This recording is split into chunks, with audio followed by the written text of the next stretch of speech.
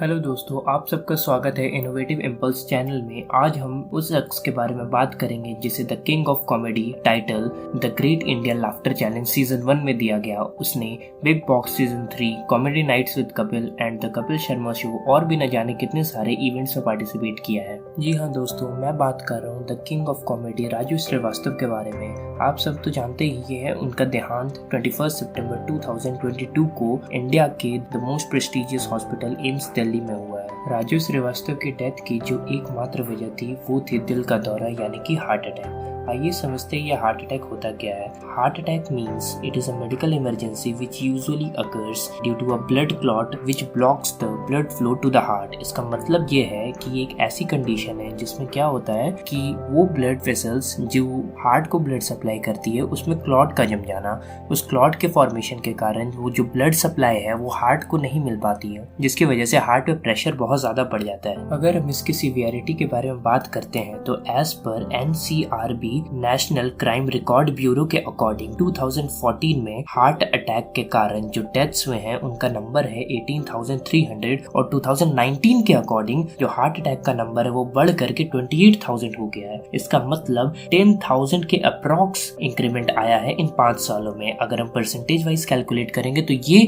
53% होता है। आइए हम जानते हैं हार्ट अटैक और हार्ट फेलियर के बीच का डिफरेंस क्या होता है। ये सुनने में और साउंड करने में नियरली सेम लगते हैं, बट ये दोनों बिल्कुल ही अलग टर्म्स हैं। हार्ट अटैक का मतलब ये होता है कि जब ब्लड सप्लाई में अगर क्लॉट जम गया या ऑब्स्ट्रक्शन आ गया जिसके कारण जो हार्ट को ब्लड है वो नहीं मिल पा रहा है जितना उसको जरूरी है, तो उसे हम हार्ट अटैक कहते हैं। लेकिन हार्ट फेलियर का मतलब ये होता है कि हार्ट की वो कंडीशंस जिसमें वो इफेक्टिवली पंप नहीं कर पाता है enough blood to meet the requirements of the body. इसका मतलब कि हार्ट जो होता है उसके वेंट्रिकल्स में प्रॉब्लम हो जाता है जिसके कारण वो सफिशिएंट अमाउंट में ब्लड को नहीं पंप कर पाता है जितनी बॉडी को रिक्वायरमेंट होती है। तो ये था डिफरेंस हार्ट अटैक और हार्ट फेलियर में। अब हम जानेंगे वो कौन कौन से ऐसे रीजंस है जिनके वजह से हार्ट अटैक हो सकता है। तो इनको हम 2 कैटेगरीज में बांटते हैं, एक मॉडिफाइबल, एक नॉन मॉडिफाइबल। नॉन मॉडिफाइबल के अंदर 3 कैटेगरीज आती हैं। एक होती है जेंडर की, एक होती है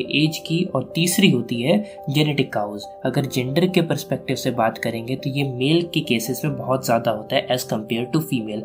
अगर एज के वाइज बात करेंगे तो ये हायर एज ग्रुप्स के पर्सन में हमको ज्यादा देखने को मिलता है age compare to lower age group. For example, अगर 2 इंडिविजुअल है, एक 40 की एज का और एक 60 की एज का, तो 60 एज ग्रुप वाले पर्सन के अंदर ये मोस्ट प्रेवलेंट हमको देखने को मिलेगा। अगर जेनेटिक काउज की बात करेंगे तो इनहेरिटेबल, फैमिली डिसऑर्डर, अगर किसी के भी फैमिली मेंबर में हार्ट अटैक है तो हार्ट अटैक उस पर्सन में होने के चांसेस ज्यादा है। अब बात करते हैं मॉडिफाइबल कॉजेस के बारे में। मॉडिफाइबल कॉजेस का मतलब ये है जिनको हम चेंज कर सकते हैं, मतलब दैट कैन बी मॉडिफाइड। पहला आता है stress due to high workload, hectic situations. Stress के कारण इजीली हार्ट अटैक हो सकता है। दूसरा रीजन ये है unhealthy diet, means diet consisting of very high cholesterol, high triglycerides. So unhealthy diet can also cause heart attack. Third important reason है no physical fitness, means your body must be fit in order to prevent the heart disease. चौथा important point आता है high BP, इसका मतलब hypertension. Hypertension can also cause heart attack. Fifth important reason है high blood sugar यानी कि diabetes की condition. Sixth important reason है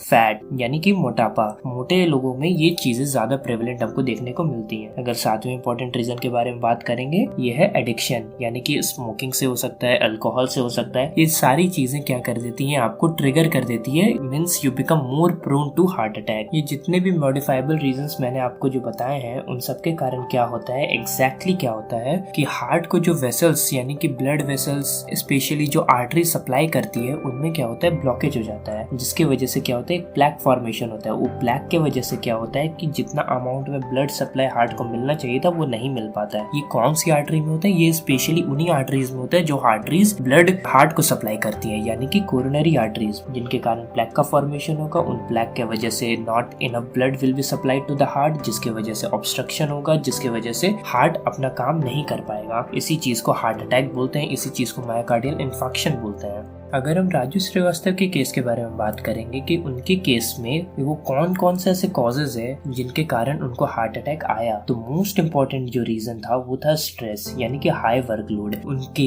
डेथ के टाइम पे जब उनके फैमिली वालों से बात किया गया तो रिसर्च में ये पता चला कि उनके इस पूरे मंथ में बहुत सारे शोज थे जिनके कारण उनको स्ट्रेस होता था, उनको प्रॉपर स्लीप नहीं मिलता था, उनके बॉडी को रेस्ट नहीं मिलता था, क्योंकि एक शो फिर बैक टू बैक 2-3 डेज में कंटिन्यूअस अगर शोज होगा, और आपको तो पता ही होता है कि जितने भी शोज होते हैं वो लेट नाइट शोज होते हैं जहाँ पे आपके वोकल्स, आपकी एनर्जी, आपके अटेंशन बहुत ज़्यादा ग्रैस्प होते हैं, तो जिसके वजह से अगर प्रॉपर स्लीप आपको नहीं मिलता है तो स्ट्रेस होगा, स्ट्रेस के कारण क्या हो जाएगा, आपको हार्ट अटैक के चांसेस बढ़ेंगे। दूसरा मोस्ट इंपॉर्टेंट रीजन था फिजिकल फिटनेस। क्योंकि उनको पता था, उनके पास हिस्ट्री में ये देखा गया था कि 48 इयर्स के जब वो थे तो उनको फर्स्ट टाइम हार्ट अटैक आया था, जिसके कारण उनको स्टेंट्स लगे। फिर उसके बाद 51 के जब थे तब उनको एक दूसरा हार्ट अटैक आया, जिनके कारण उनको दोबारा स्टेंट्स लगे। तो 2 हार्ट सर्जरीज मिला करके उनको टोटल मोर देन 9 स्टेंट्स लग चुके थे। अब जो आया था वो तीसरा हार्ट अटैक था। इस तीसरे हार्ट अटैक में उनको स्टेंट्स लगाए गए थे, लेकिन उनके बाद भी वो कोमा का सिचुएशन बना रहा था उनका। तो अभी रिसेंटली जो हार्ट अटैक आया वो आया था उनको जिम में, जब वो हैवी वेट लिफ्टिंग और ट्रेडमिल पे भाग रहे थे। इसका मतलब ये आता है कि अगर आप हार्ट अटैक के पेशेंट हैं तो आप ज्यादा स्ट्रेनस एक्सरसाइज नहीं कर सकते, क्योंकि स्ट्रेनस एक्सरसाइज करने की वजह से आपके हार्ट पे लोड बहुत ज्यादा पड़ेगा, जिसकी वजह से हार्ट अटैक के चांसेस बहुत ज्यादा बढ़ सकते हैं। आइए अब समझते हैं कि क्या क्या ऐसे प्रिकॉशंस है जो हम ले सकते हैं ताकि हमें हार्ट अटैक ना हो। सबसे पहला प्रिकॉशन वो ये है कि हमें कभी भी हैवी वेट लिफ्टिंग नहीं करना है। ज्यादा हेवी वेट लिफ्टिंग नहीं करेंगे, उसके वजह से हार्ट पे प्रेशर ज्यादा नहीं होगा, हार्ट पे प्रेशर ज्यादा या वर्कलोड ज्यादा नहीं होगा, उसके वजह से हार्ट के फेल होने के चांसेस कम हो जाते हैं। दूसरे इंपॉर्टेंट प्रिकॉशंस ये है कि हमें हमेशा हेल्दी डाइट को मेंटेन रखना है और उसके साथ साथ स्ट्रेस फ्री लाइफ जीना है। तीसरा इंपॉर्टेंट प्रिकॉशंस ये है, हमें किसी भी तरह का कोई भी एडिक्शंस नहीं रखना है अपने साथ, चाहे वो स्मोकिंग हो, अल्कोहल हो या किसी भी चीज का एडिक्शन हो, वो हमको नहीं रखना है। चौथा इंपॉर्टेंट प्रिकॉशंस ये हम ले सकते हैं कि हमें अपना स्लीप साइकिल को मेंटेन रखना है, मतलब प्रॉपर जो स्लीप होता है, जितना हमारे बॉडी को रिक्वायरमेंट होता है उतना हमें लेना जरूरी है। तो ये 4 प्रिकॉशंस ही अगर हम ध्यान रखें और इनको अपने लाइफ में इम्प्लीमेंट करते रहें तो हमारे हार्ट अटैक के चांसेस बहुत कम हो जाते हैं। तो आइए अब हम समझते हैं कि अगर किसी को हार्ट अटैक हो चुका है तो उसके क्या क्या ट्रीटमेंट ऑप्शंस। सबसे पहला ऑप्शन आता है सर्जिकल प्रोसीजर का। उसमें क्या होता है, उसमें 2 तरह के ऑपरेशंस करवाए जाते हैं। एक होता है कोरोनरी एंजियोप्लास्टी। इसमें क्या होता है, बलून इन्फ्लेम्ड कैथेटर को हम लोग के कोरोनरी आर्टरी में इंसर्ट किया जाता है। कोरोनरी आर्टरी मैंने आपको बताया वो वैसी आर्टरी होती है जो हार्ट को ब्लड सप्लाई करती है। तो कोरोनरी आर्टरी में बलून इन्फ्लेम्ड कैथेटर को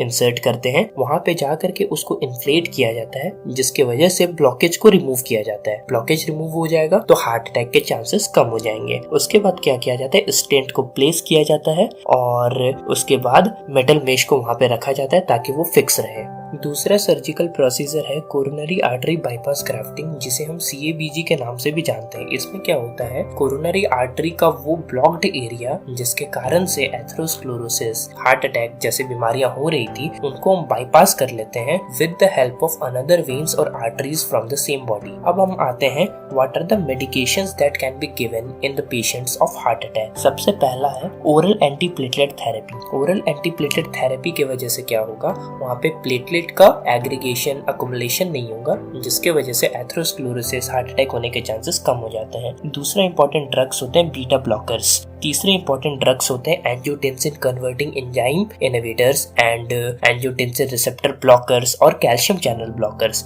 चौथा ग्रुप है स्टैटिन ग्रुप ऑफ ड्रग्स। ये क्या करते हैं, amount of fatty deposits in your arteries को कम कर देते हैं, जिसके वजह से एथेरोस्क्लेरोसिस होने के चांसेस कम हो जाते हैं, जिसके वजह से हार्ट अटैक होने के चांसेस कम हो जाते हैं। तो ये सारे थे proper management of heart attack, मतलब क्या क्या आपके ऐसे कॉजेज हैं जिनकी वजह से हार्ट अटैक हो सकते हैं, क्या क्या ऐसे प्रिकॉशंस है जो आपको लेने चाहिए और उनके क्या ट्रीटमेंट्स हैं। Thank you.